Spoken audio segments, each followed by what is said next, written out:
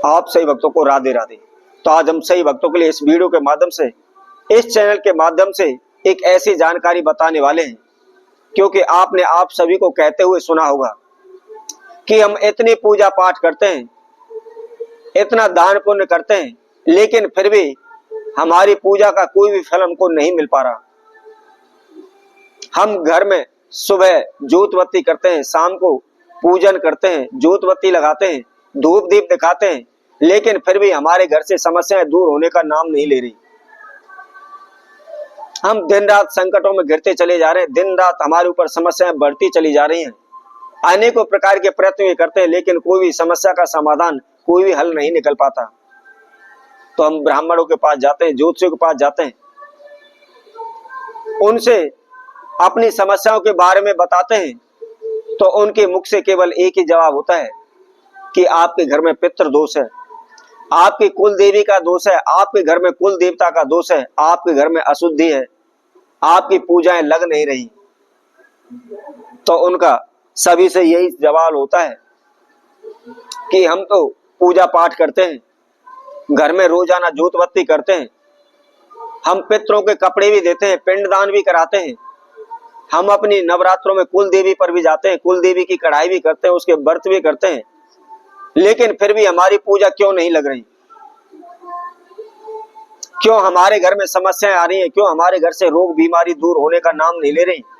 क्यों अनेकों प्रकार के संकट हमारे जीवन में आ रहे हैं?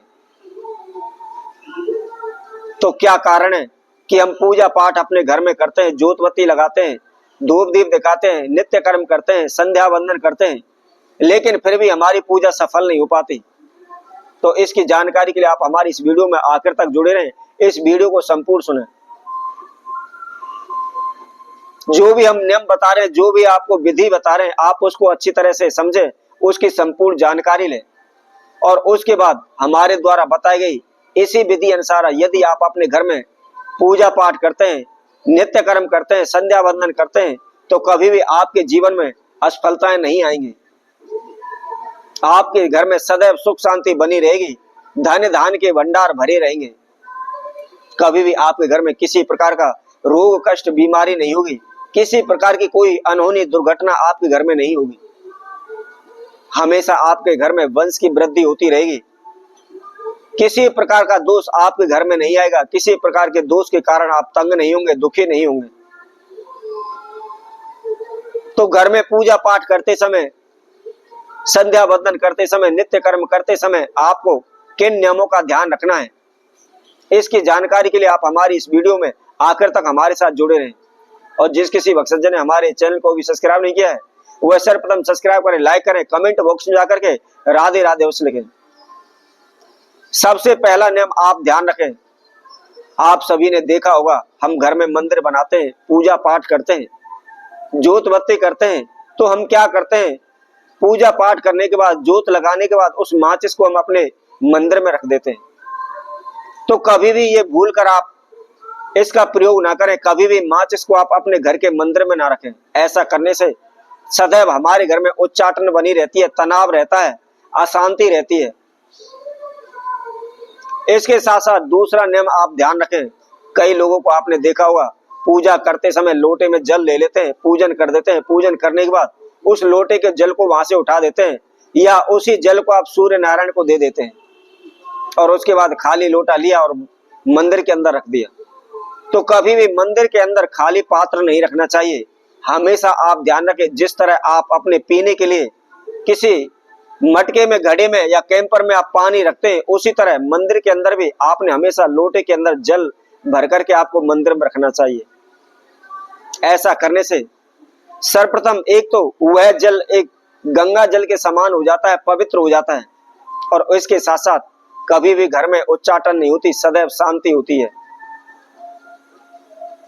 इसके साथ साथ तीसरा नियम आप ध्यान रखें, हम क्या है, सुबह उठे, नहाए धोए, नहाने धोने के बाद अपने मंदिर में, कई लोग तो झाड़ू पोंछा करते हैं, कई लोग नहीं भी करते और पूजा प्रारंभ कर देते हैं। तो इसमें आपको सबसे ध्यान रखने वाली बात यही है, यदि आप जब कभी भी सुबह के समय आप पूजा पाठ अपने घर में मंदिर में करने जा रहे हैं, तो सर्वप्रथम अपने घर के मुख्य द्वार की देहली को थोड़ा सा जल लेकर के अवश्य धोएं। क्योंकि किसी भी देवी देवता का वास, किसी देवी देवता का, किसी भी लक्ष्मी का, धन का आगमन, अच्छी शक्तियों का आगमन, पितरों का आगमन हमारे मुख्य द्वार से ही होता है। और जो जहां हमारे मुख्य द्वार पर शुद्धता नहीं होती है, सफाई नहीं होती है, तो कभी भी लक्ष्मी हमारे घर में प्रवेश नहीं करती, हमेशा अलक्ष्मी हमारे घर में प्रवेश करती है। इसलिए हमेशा आप ध्यान रखें, जब कभी भी आप सुबह पूजा पाठ करने जा रहे हैं, उससे पहले आप पूरे घर में झाड़ू पोछा अवश्य करें। उसके साथ साथ मुख्य द्वार की देहली को जल के द्वारा अवश्य धोएं। ऐसा करने से कभी भी हमारी पूजा पर किसी प्रकार का अशुभ प्रभाव नहीं पड़ता है, कभी भी नेगेटिव एनर्जी, बुरी शक्तियां हमारे घर में प्रवेश नहीं करती हैं। और इसके साथ साथ आखिरी नियम आप ध्यान रखें, आप प्रतिदिन जब कभी भी सुबह के समय पर प्रथम आपका भोजन बनता है, उसमें से थोड़ा सा भोजन पहले अवश्य निकाल दें। कई लोग क्या है, सुबह उठे नहाए धोए, और कई तो बगैर नहाए धोए चाय पी लेते हैं, नाश्ता कर लेते हैं, उसके बाद अन्य कोई काम करते हैं। तो ऐसा नहीं करना चाहिए। सर्वप्रथम नहा धोकर के आप नित्य कर्म से फ्री हों, उसके बाद सुबह का जो भी प्रथम भोजन बनता है उसमें से थोड़ा सा भोजन अवश्य अलग निकालें। उसमें से आप लेकर के गाय के लिए रोटी अवश्य दें, गाय के लिए भोजन उसमें से अवश्य दें, और उसके बाद थोड़ा सा टुकड़ा आप उसमें से कुत्तों के लिए अवश्य डालें। यदि आप इस नियम के अनुसार आप प्रतिदिन अपने घर में पूजा पाठ करते हैं, तो निश्चित ही आपकी पूजाएं सफल होंगी।